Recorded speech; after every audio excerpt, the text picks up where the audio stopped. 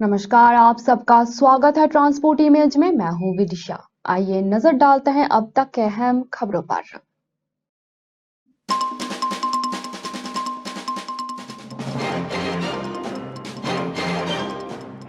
विदेशी खिलौने होंगे अब महंगे। सरकार ने खिलौनों पर इंपोर्ट ड्यूटी बढ़ाकर 70% कर दिया।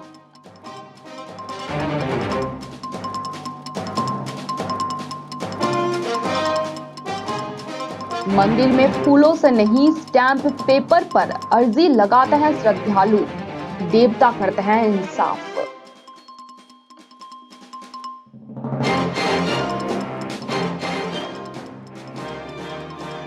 बहन से नजदीकियों पर टोका तो कर दी दोस्त की हत्या। गोंडा शिक्षक हत्याकांड में पुलिस का खुलासा।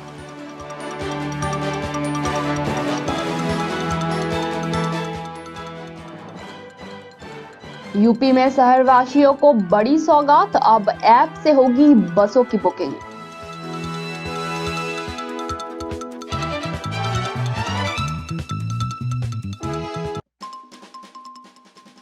सुजानगढ़ में बाइक स्कूटी की टक्कर में 3 युवकों की हो गई मौत।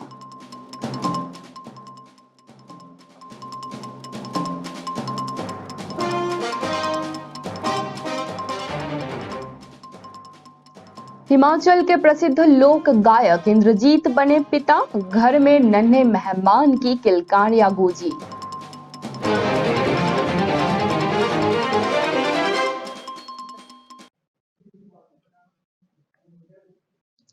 आइए जानते हैं खबरें विस्तार से। वित्त मंत्री निर्मला सीतारमण ने बुधवार को वित्त वर्ष 2023-24 का आम बजट संसद में पेश किया। इस बजट में कई बड़े ऐलान किए गए। बजट में अलग अलग सेक्टरों के लिए कई घोषणाएं भी की गई। सरकार के एक ऐलान के बाद विदेशी खिलौने महंगे हो जाएंगे। दरअसल सरकार ने बुधवार को खिलौनों और उसके कलपुर्जे और सामान पर इंपोर्ट ड्यूटी को बढ़ाकर 70% कर दिया। इस पहल का मकसद इन उत्पादों के इंपोर्ट में कमी लाना तथा घरेलू मैन्युफैक्चरिंग गतिविधियों को गति देना है। बजट दस्तावेज के अनुसार इसी प्रकार साइकिल पर भी इंपोर्ट ड्यूटी 30% से अब बढ़ाकर 35% कर दिया गया है। अगर एक रिपोर्ट के मुताबिक खिलौने और उसके कलपुर्जे और सामग्री पर इंपोर्ट ड्यूटी में वृद्धि में इलेक्ट्रॉनिक खिलौने शामिल नहीं है। इससे पहले स्थानीय स्तर पर खिलौना मैन्युफैक्चरिंग को गति देने के लिए फरवरी 2020 में खिलौनों पर मूल सीमा शुल्क 20% से बढ़ाकर 60% कर दिया गया था।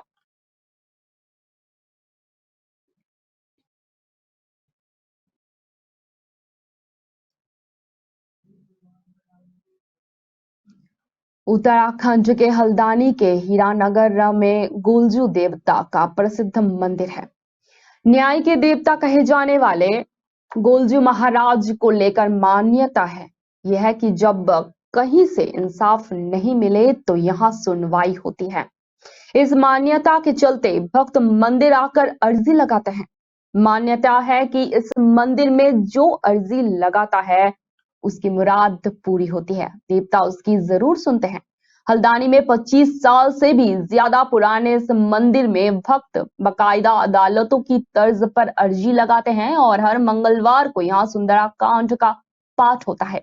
गोलजू मंदिर के पुजारी निर्मल भट्ट बताते हैं कि हल्द्वानी में गोलजू का एक ऐसा स्थान है जहां अन्य धर्मों के लोग भी अपनी खुशहाली का कामना करते हैं। श्रद्धालु मंदिर में पर्ची लिखकर अपनी मन्नत मांगते हैं और जो सच्चे मन से भगवान गोलजू से मनोकामनाएं मांगते हैं उनकी मुरादें भी जरूर पूरी होती है। जिन भी भक्तों की मुरादें पूरी होती हैं उसके बाद वे या तो मंदिर में घंटियां चढ़ाते हैं या फिर भंडारा, प्रसाद वितरण, पूजा पाठ आदि करवाते हैं। गोलजू देवता न्याय के देवता हैं। वो न्याय करते हैं। गलती करने वालों को दंड भी देते हैं। वो कहा जाता है कि पहाड़ों में लगने वाली जागर में अक्सर गोलजू देवता अवतारित होते हैं। हल्द्वानी के इस मंदिर में लोग दाम्पत्य सूत्रों में बंधने के लिए भी आते हैं। माना जाता है कि मंदिर में शादी करने से नवदंपति का जीवन हमेशा खुशियों से भरा रहता है।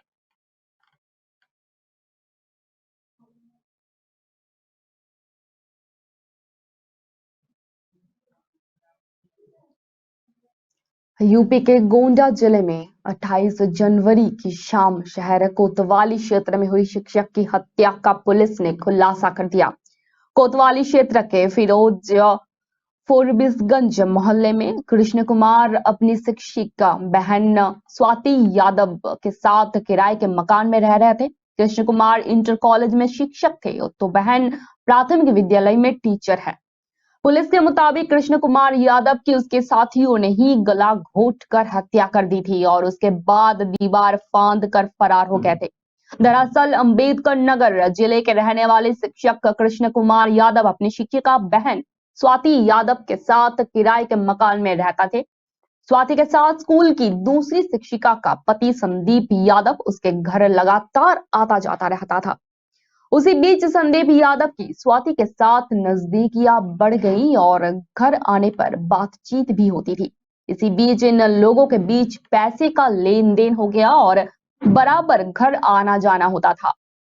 लेकिन नजदीकियों वाले बात कृष्ण कुमार को नागवार नागवार गुजरी तो संदीप को घर आने से और आने जाने से उन्होंने मना कर दिया। इसी बात से नाराज होकर संदीप यादव ने अपने साथी जवाहर उर्फ जग्गा मिश्र के साथ मिलकर रास्ते से हटाने के लिए उसका खून कर दिया।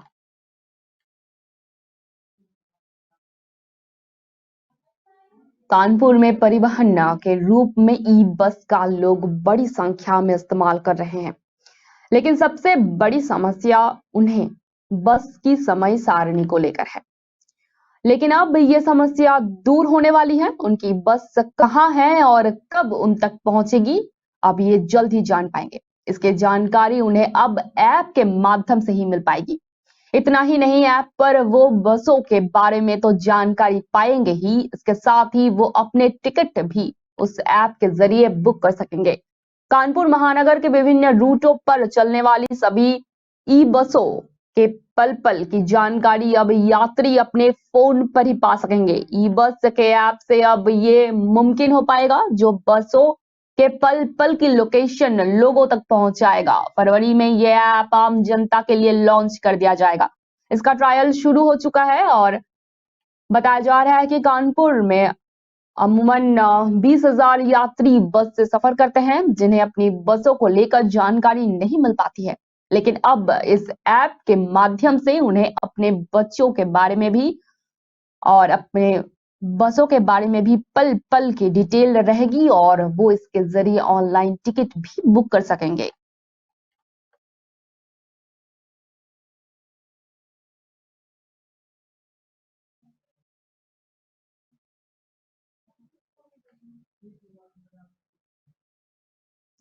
राजस्थान के चूरू जिले से बड़ी खबर अभी सामने आ रही है। भीषण सड़क हादसे में 3 युवकों की मौत हो गई। यहाँ पर दुर्घटना के बाद मौके पर चीख पुकार मच गई।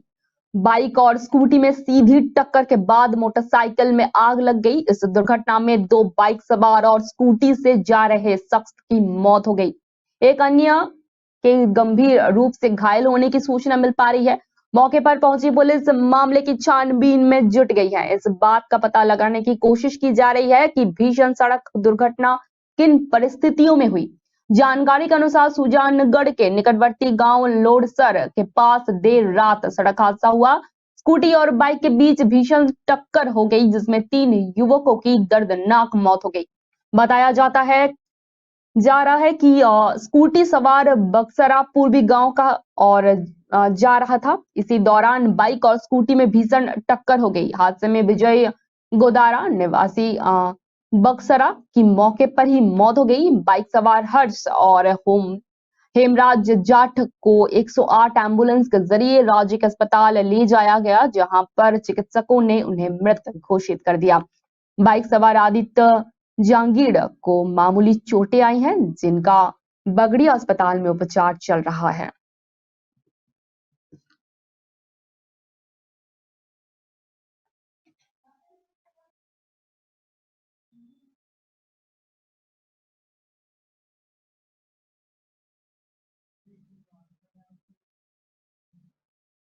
हिमाचली लोक गायक इंद्रजीत और उनकी पत्नी नीना के लिए साल 2023 खुशखबरी का साल रहा है। हाल ही में हिमाचल प्रदेश के प्रसिद्ध युवा लोक गायक इंद्रजीत और नीना के घर भी किलकारियां गूंजी है। लोक गायक इंद्रजीत की धर्मपत्नी नीना ने बेटे को जन्म दिया है। लोक गायक इंद्रजीत का हमेशा हिमाचली संस्कृति को प्रमोट करने में बहुत बड़ा योगदान रहा है। इस सिलसिले को बढ़ाकर रखते हुए लोक गायक इंद्रजीत ने कुल्लवी परंपरा के अनुसार धूप दिखाने की रस्म में अपने पुत्र को कुल्लप्पी टोपी पहनाकर हिमाचली संस्कृति को बढ़ावा देने का संदेश दिया है। लोक गायक इंद्रजीत ने अपने बच्चे के साथ वीडियो और फोटो भी सोशल मीडिया पर शेयर की है। जैसे ही प्रसिद्ध लोक गायक इंद्रजीत ने अपने साथ बेटे की फोटो सोशल मीडिया पर शेयर की तो चलने वाले और संगीत प्रेमियों द्वारा बधाई देने का तंता सा लग गया। फोटो सोशल मीडिया पर खूब वायरल हो रही है।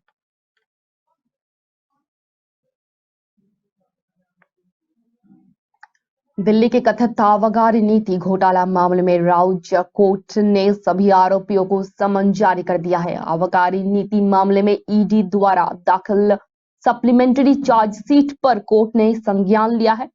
सप्लीमेंट्री चार्जशीट में विजय नायर, शरत रेड्डी, विनय बाबू, अभिषेक बेनपल्ली और अमित अरोड़ा के नाम शामिल है। हालांकि जांच एजेंसी ने अपने चार्जशीट में दिल्ली के उप मुख्यमंत्री मनीष सिसोदिया का नाम शामिल नहीं किया है। जांच एजेंसी ने कोर्ट में बताया है कि फिलहाल इस मामले में आगे की जांच की जा रही है। राउज एवेन्यू कोर्ट अब इस मामले में 23 फरवरी को ही सुनवाई करेगा। वही कथित आबकारी घोटाला मामले में दिल्ली सरकार द्वारा वकीलों पर करोड़ों रुपए खर्च करने का आरोप भी लगा रही है। दावा किया गया है कि सरकार इस मामले में अब तक करीब 25.25 करोड़ रुपए वकीलों को फीस देने में खर्च कर दिए हैं।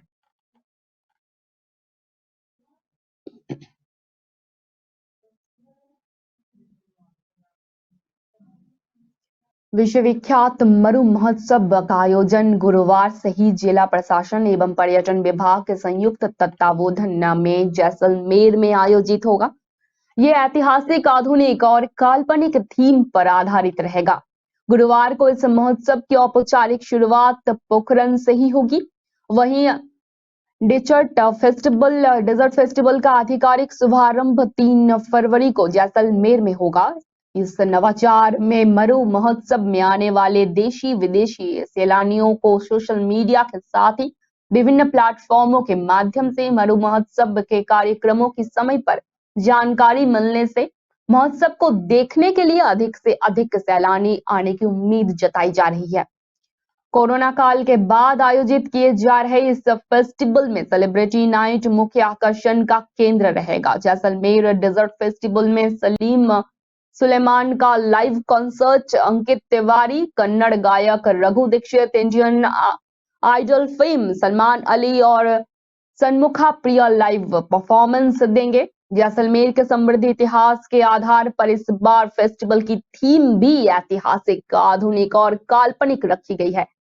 गुरुवार के परिप्रेक्ष्य में आयोजित किए जा रहे इस महोत्सव में पर्यटकों के लिए तमाम वर्तमान जरूरतों का ध्यान रखा जाएगा।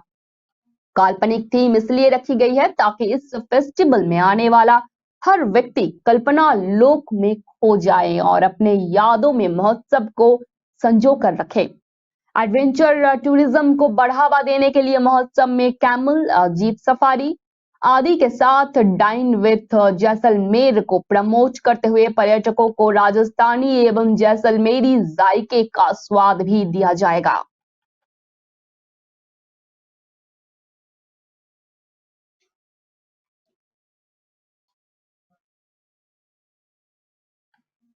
कोरोना काल के दौरान राज्य सरकार ने प्रवेश में बेचे जा रहे शराब पर कोरोना टैक्स लगाया था। शराब पर लगे कोरोना टैक्स मामले में 10 माह बाद भी राज्य सरकार अपना जवाब पेश नहीं कर सकी। इस मामले में बुधवार को हुई सुनवाई में हाईकोर्ट ने याचिका पर सुनवाई करते हुए राज्य सरकार को जवाब पेश करने अंतिम मौका दिया है। इस मामले की सुनवाई 6 सप्ताह बाद होगी। ये याचिका को पूर्व मंत्री अजय चंद्रकर, ब्रिजमोहन अग्रवाल व अन्य ने लगाया था। इसमें कहा गया था कि इस टैक्स का पैसा कोरोना अधोसंचरण में नहीं लगाया जा रहा है। कोरोना काल के दौरान राज्य सरकार ने शराब पर 10% कोरोना टैक्स लगाया था। ये टैक्स शराब में अब भी जारी है। ग्राहक अभी भी कोरोना टैक्स चुका रहे हैं। इस मामले में पूर्व मंत्री अजय चंद्रकार और बृजमोहन अग्रवाल ने टैक्स से मिलने वाले पैसे को कहां लगाया जा रहा है और इस तरह लगाए गए टैक्स को अधोसंचरण में लगाने के नियम की बात कहते हुए हाई कोर्ट में याचिका दायर की थी। याचिका में कहा गया था कि शराब में लगाए गए कोरोना टैक्स से करोड़ों रुपए जमा हुए हैं। इस टैक्स की राशि को कोरोना अधोसंचरण में नहीं लगाया गया है और स्वास्थ्य विभाग को भी पैसे ट्रांसफर नहीं किए गए हैं, जबकि नियमानुसार जिस वजह से टैक्स लिया जाता है उसका उपयोग उसी अधोसंचरण में ही किया जाना चाहिए।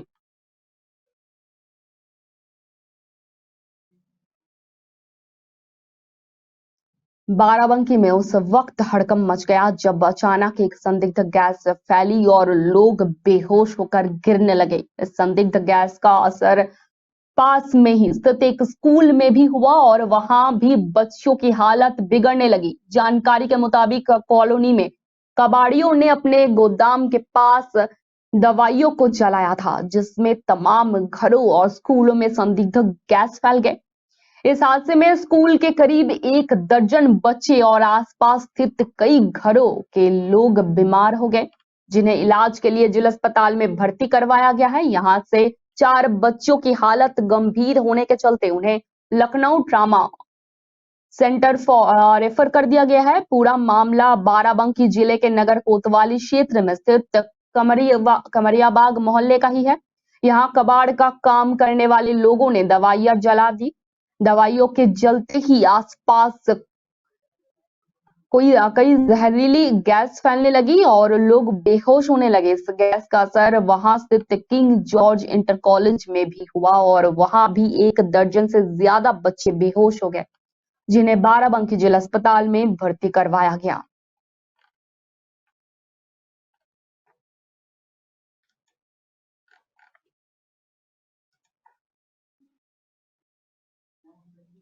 उत्तर प्रदेश के गाजियाबाद जिले में एक महंत के घर पेट्रोल बम से हमला किया गया।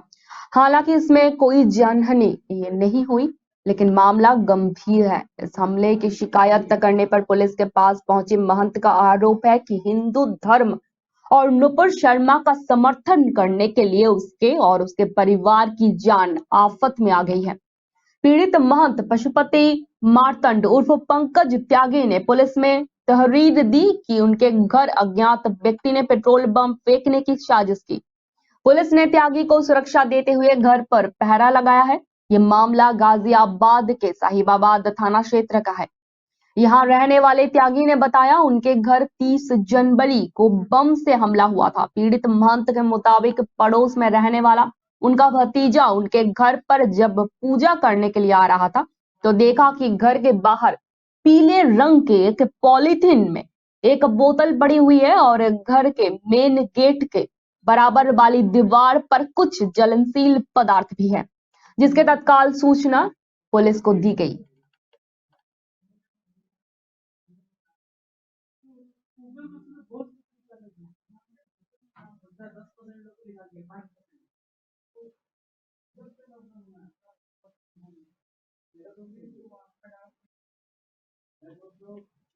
रेलवे मंत्रालय ने शहरों में रहने वाले लोगों की आवागमन में सुविधा के लिए बड़ा फैसला लिया है। वंदे भारत ट्रेनों की तर्ज पर शहरों में वंदे भारत मेट्रो ट्रेन अब चलाई जाएगी। वंदे भारत मेट्रो सामान्य वंदे भारत ट्रेन की तुलना में थोड़ी अलग रहेगी।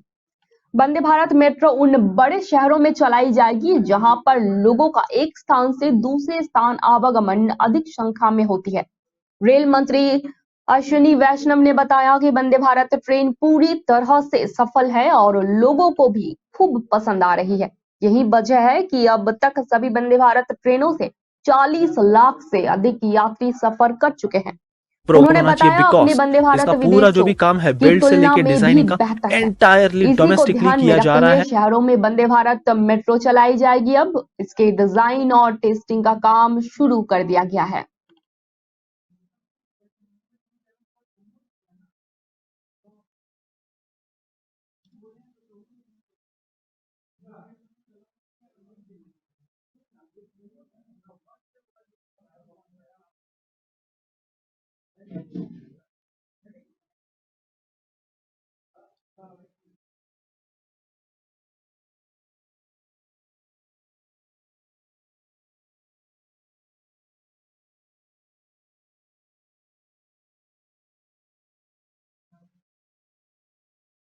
दिल्ली उच्च न्यायालय ने बुधवार को कहा कि राष्ट्रीय राजधानी अपने वन क्षेत्र को तेजी से गंवा रही है और यहां प्रकृति के साथ अन्याय किया जा रहा है। मुख्य न्यायाधीश न्यायमूर्ति सतीश चंद्र शर्मा और न्यायमूर्ति सुब्रमण्यम प्रसाद की पीठ ने अतिरिक्त सॉलिसिटर जनरल ऐश्वर्या भाटी से इस मामले को व्यक्तिगत रूप से देखने को कहा है। उच्च न्यायालय ने ऐश्वर्या भाटी से उच्चतम न्यायालय के समक्ष समान मुद्दों वाले एक लंबित मामले की स्थिति के बारे में भी पूछा, जिसमें राजधानी में हरित क्षेत्र की भी कमी शामिल है। उच्च न्यायालय में पीठ के एक ऐश्वर्या भाटी से पूछा कि ये एक ऐसा मामला है जो इस बात को उजागर करता है कि दिल्ली में वन क्षेत्र तेजी से कम हो रहा है और केंद्रीय रिज क्षेत्र के आसपास इमारतों का निर्माण किया जा रहा है और ओसला अभयारण्य के आसपास के अतिरिक्त अतिक्रमण को हटाया नहीं जा रहा है। क्या उच्चतम न्यायालय में लंबित मामलों में दिल्ली के वन क्षेत्र का भी ख्याल रखा गया है? इस पर विधि अधिकारी ने कहा कि शीर्ष अदालत के मामले में सब कुछ शामिल है। वे भी शीर्ष अदालत में सुनवाई का इंतजार कर रहे हैं। उच्च न्यायालय के ने कहा कि कृपया व्यक्तिगत रूप से इस पर गौर किया जाए। दिल्ली किसी भी चीज की तरह अपना वन क्षेत्र खो रही है। हम इस मामले की अगली सुनवाई 4 हफ्ते बाद करेंगे। न्यायमंत्री मित्र ने इस लेकर बहुत अच्छा काम किया है और सभी सूक्ष्म विवरणों को हमारे संज्ञान में लाया गया है। हमें लगता है कि प्रकृति के साथ अन्याय हो रहा है। हमें अपने आने वाली पीढ़ियों के लिए पहाड़, नदियां और जंगल छोड़ देनी चाहिए।